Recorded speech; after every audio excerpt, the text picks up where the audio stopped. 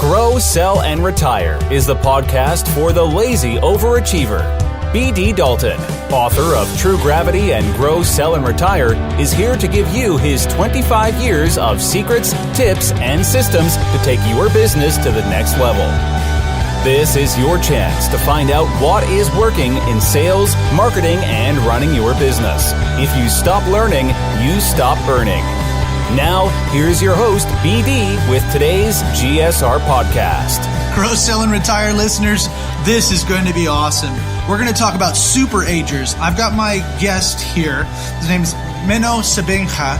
He's a world-class and world champion martial artist. He's also helping people make sure that they live a better life, a more fulfilled life, and also a healthier life. He's turned a 98-year-old into a long-distance runner. He's helped a 91-year-old get back up on their feet and become healthier from being nearly disabled and always using a walker for 5 years, no longer using a walker. Also saw his father deal with health issues where he had to quit his dream job. So Menno has so many ideas sitting here for us that give us the idea to be Super-Agers. And that will be his book coming out. It's not out yet, but it's one of those great things that makes sure that you become that lazy overachiever. Because if you want to grow, sell, and retire, you can only do it in a way that you want to live in that way that you've built up, the way that you dreamed, whether that's sleighing on a beach, whether that's playing golf, lifting your grandkids and running around the back garden playing football, whatever else it is. This is your chance to make sure that you become a Super-Ager by giving it your extra 4%. And I'm going to invite you to listen to my interview of Menno Siebenga and talking about your wake-up call on the Grow, Sell, and Retire podcast so that you can be a lazy overachiever. Welcome to the show. Thank you for having me on the show. Love to be here. So the question is, how did I get involved with the book? Yeah, so what made you, so you're very focused on health and well-being and things like that. So Retire, Inspire, what made you say, you know what, that kind of sounds like a financial book, but it brought you into it, who's pretty well known in the health and longevity fields. Yeah, the reason why, because from a young age, we typically learn to build up our financial pension. And I always say to myself, I'm like more of in the vitality pension investment.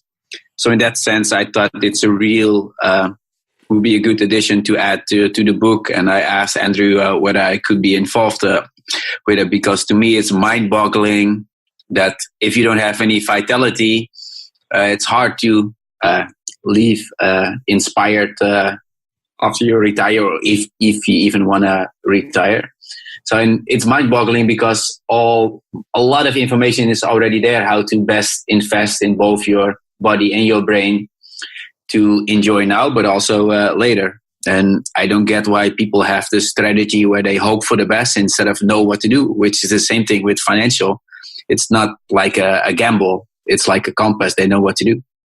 That's cool. So you've had some pretty big successes with people of all ages, including, tell me about your 91-year-old that you got rid of a walker. And how about the 98-year-old that you got up and running? 98-year-old. I think some people at 48 have a hard time running. Yeah. So I will start with the 91-year-old. So she was having a daily lunch with people I trained, and hearing those stories from those two guys, she got fascinated and thought, hey, let's call Menno to see if he can do something for me.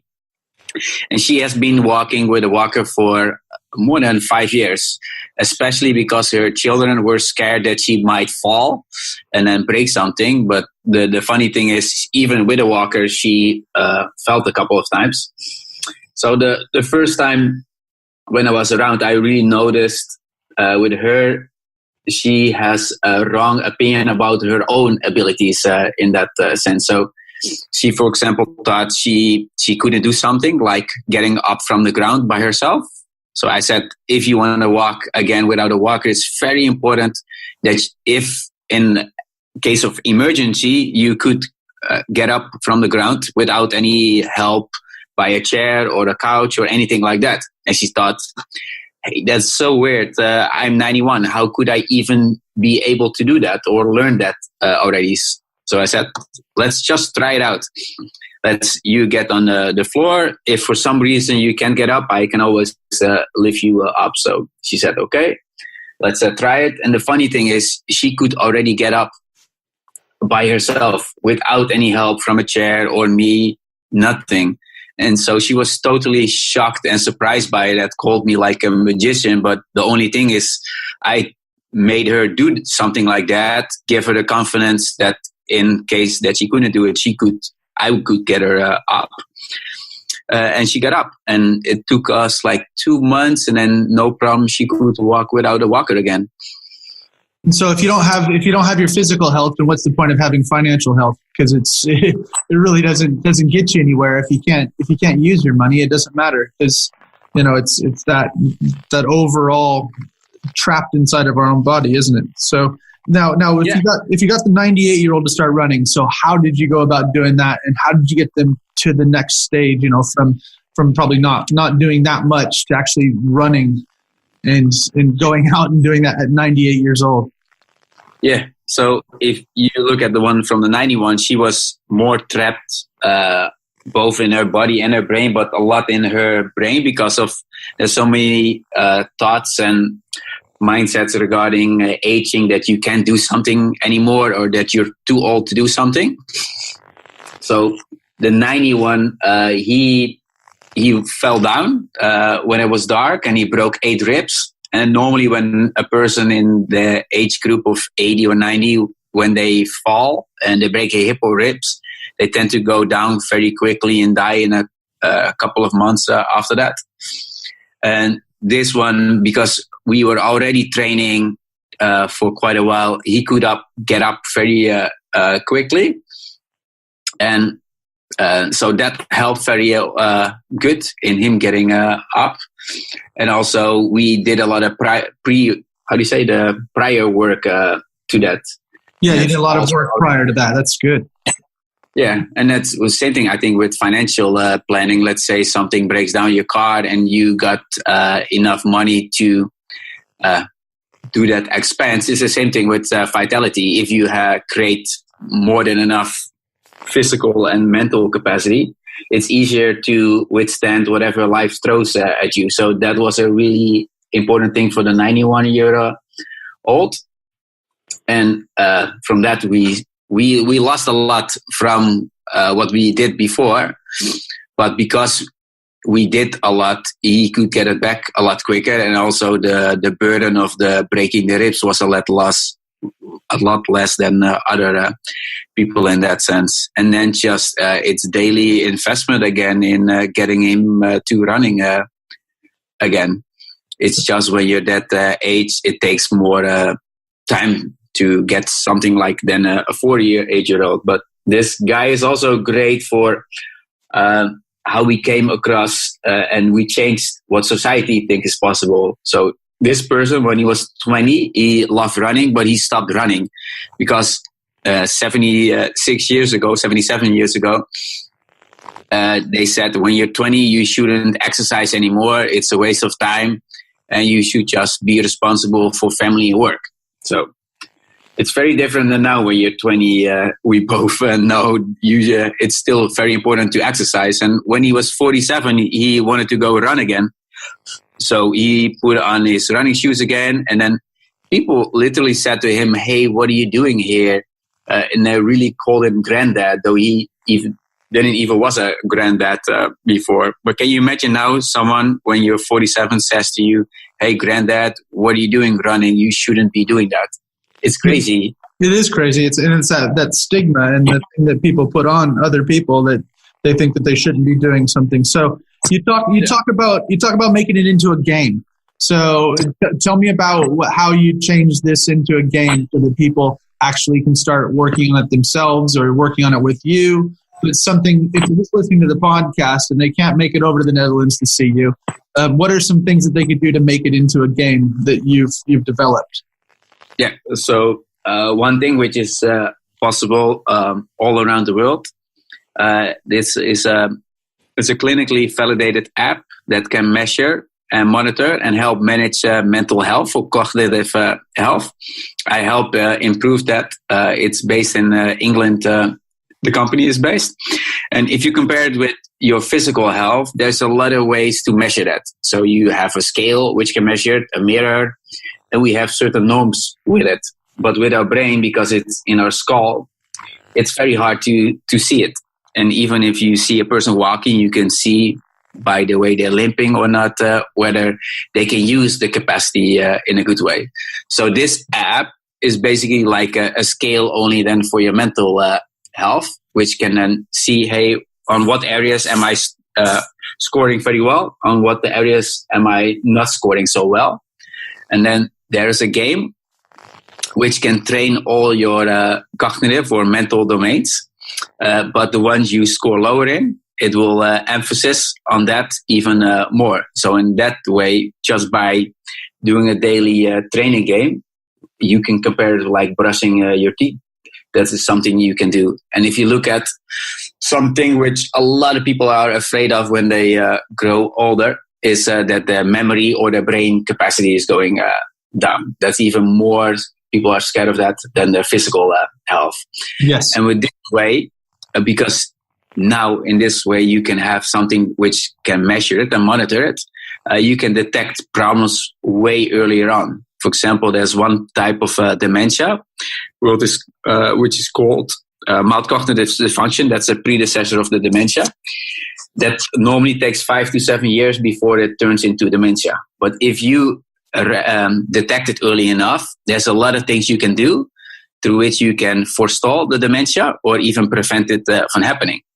But the problem often is that people, when they have like a forgetfulness or stuff like that, they either ashamed of it or they think it's senior moments through which they don't do anything with it about it until it's too late. So also in that sense, it's so beneficial for people to monitor it on a regular basis, because that way you can see a lot of stuff happening. And my opinion is it should be done from age 7 or 8. It's really something like your mental bank account, so to say. So you can see in what way it's blossoming.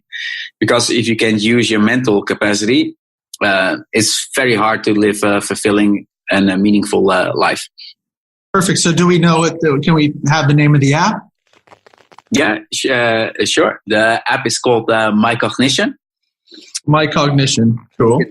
.com. Currently, we're still a lot in the trials, but if people send a mail there, they can send a mail and see what way program they can sign up for.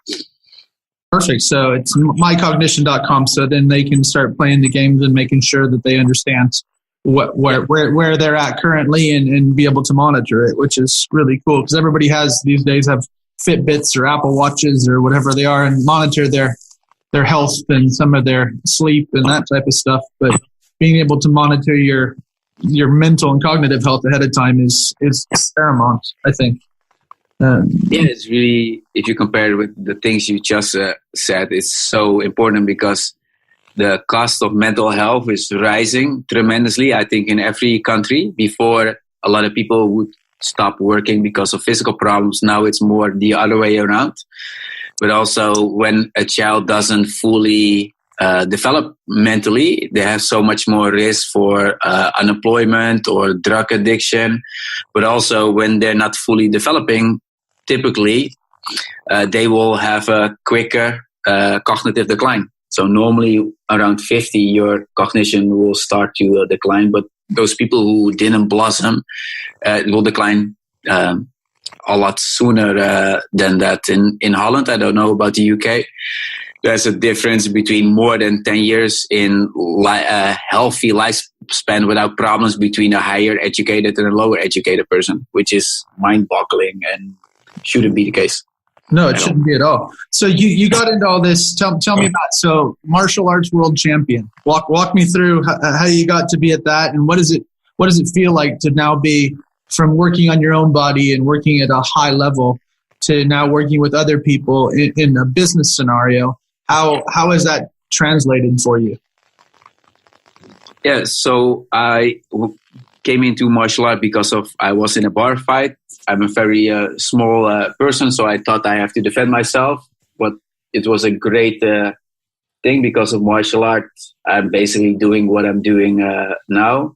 And 8 years later, after that bar fight, I became world champion. And since I started martial art, always interested in anything relating physical and mental, the brain health.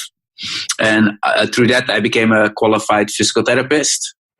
But by working with a lot of people over 50, as well as my parents, I really wanted to focus on the over 50s because I see so much happening already in the below 50s. But above the 50s, there's not a lot of stuff being done, or it's not being done properly, I think, through which there's so many problems which can be prevented or I would say recovered from. For example, as a child, I saw my father, because of a burnout, he had to stop his dream job. He was a doctor, and basically late 50s already had to go into retirement. And until 40 years later, 30 years later, it always bothered him. He couldn't work anymore. So that was one of the main factors I wanted to get into, also the over 50s, because I see I can do a lot of good work in there.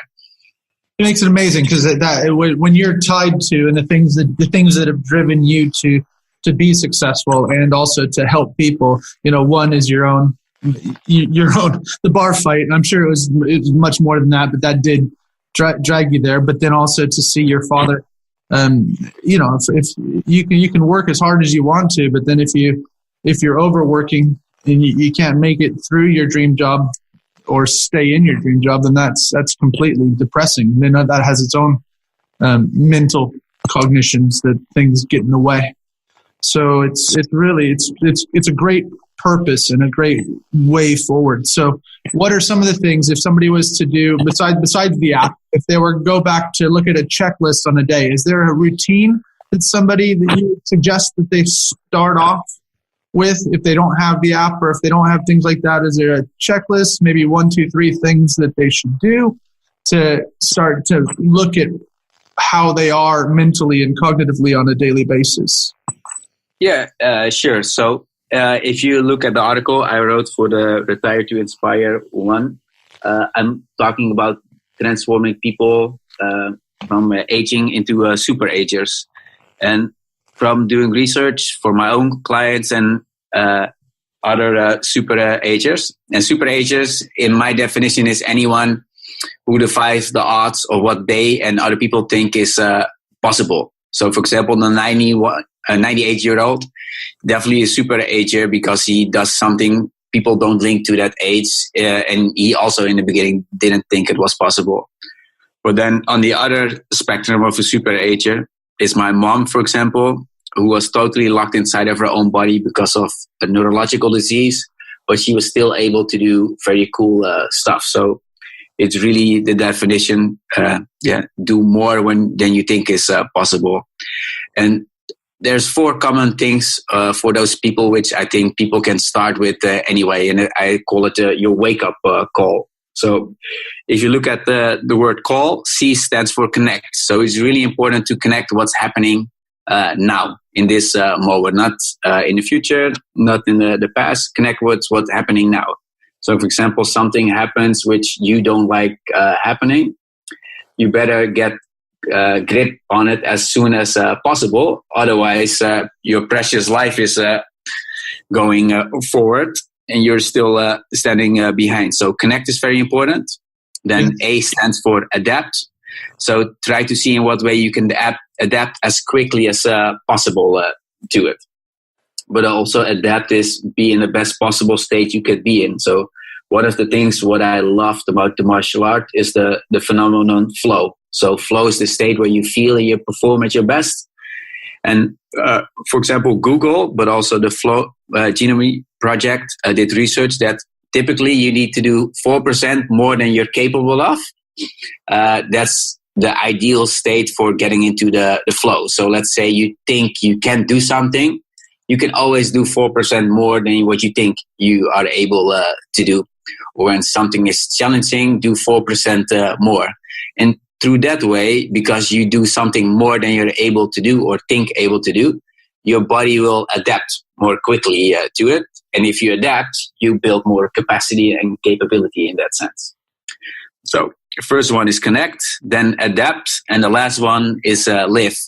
And that is basically do stuff which makes you feel alive and come alive. So if you connect with what's happening now, try to adjust and adapt as quickly as possible. And then use it in whatever way suits you best to feel more alive. That's the best three things to do. And which is also linked to, I don't know if you ever heard about the typical regrets people have when they're on their deathbed. Their deathbed, yep. So sometimes I wish I would have done more of this, or I wish I would have done more than that. What have you heard that they are? What do the studies say? Yeah. So there are a couple of lists. So there are like some I say 5, some say 20. Like I wish I had more followed my own dreams, which I had the courage to express my feelings, be more in contact with the the people I love, make more effort for myself, for my vitality. And if people apply the wake-up call principle, so they connect as soon as possible to what's happening now, they learn to adapt, be more brave, but also make time for the stuff which makes you feel alive, it's almost impossible to have regrets on your deathbed. So that's why I also think it's very important to live with a wake-up call principle, because then it's almost impossible to have any regrets on your deathbed. It makes it awesome. So I love the 4%.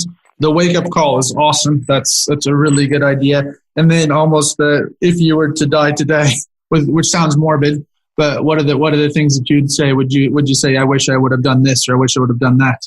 And then actually start applying those to today, to your connect, adapt, and live. So those are all really, really cool. So what are your goals for this year? My goals for this year is really in Holland.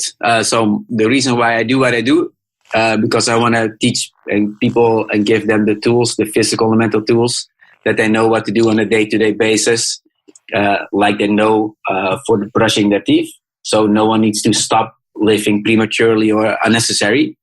And I'm really working on that ambition for the Netherlands. So I will publish my Dutch book and also in English then.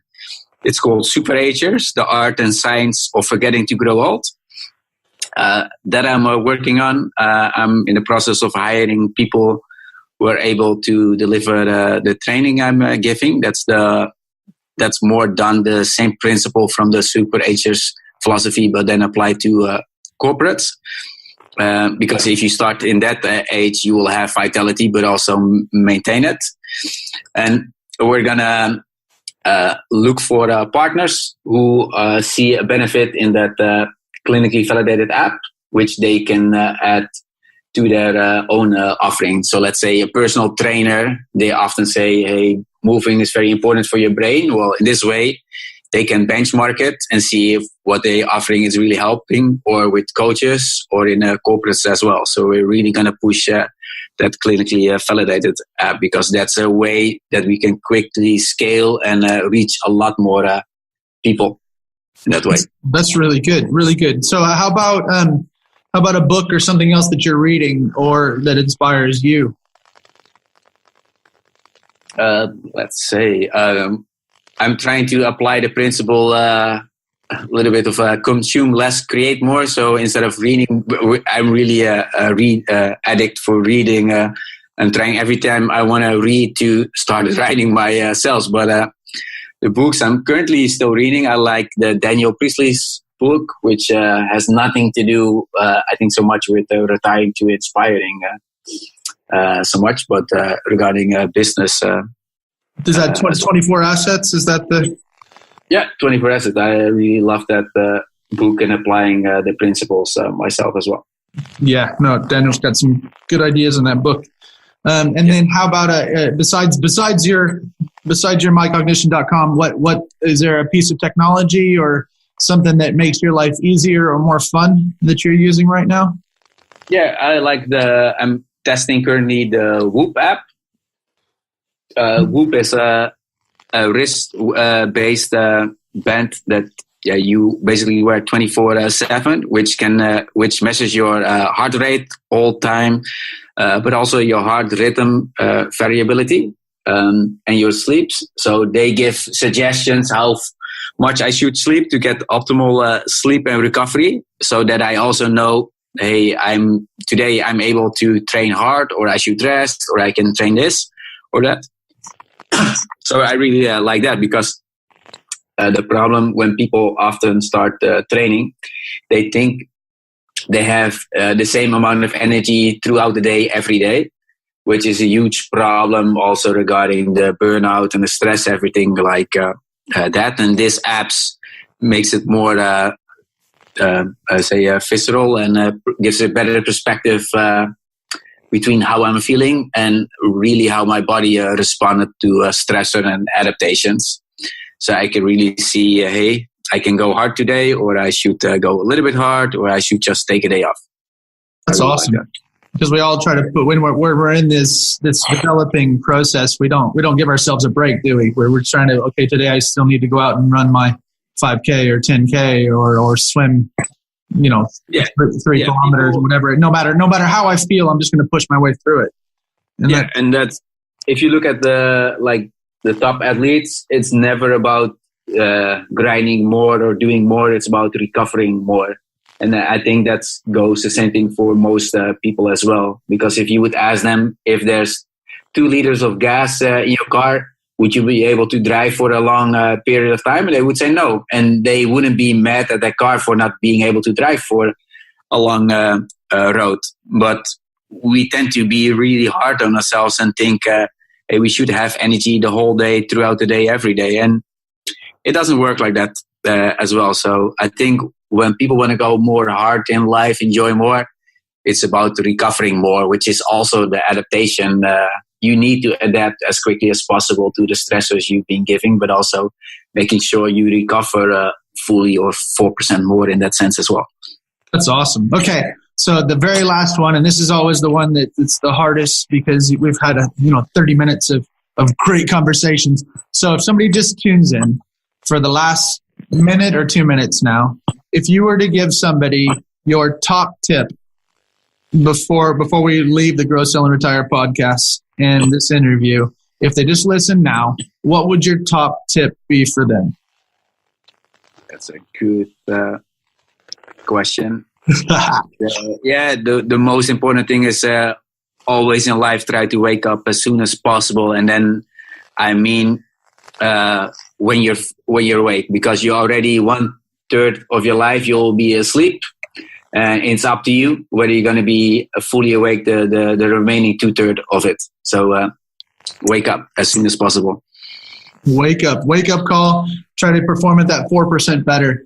So Menno Siebenga, I really appreciated your time here on the Grow, Sell, and Retire podcast and this Retire Inspire. So thank you so much for coming on the show. Thank you so much for having me. I really enjoyed it. Thank you, and good luck with the podcast. Thanks for joining us on Grow, Sell, and Retire. For more information, tools, or to book one of our team members to work with your team, business, or to speak at your event or conference, visit bartdaltonconsulting.com or email contact@bartdaltonconsulting.com. Buy the book True Gravity on Amazon. If you want to work for the rest of your life, that is your business. If you don't, that is ours.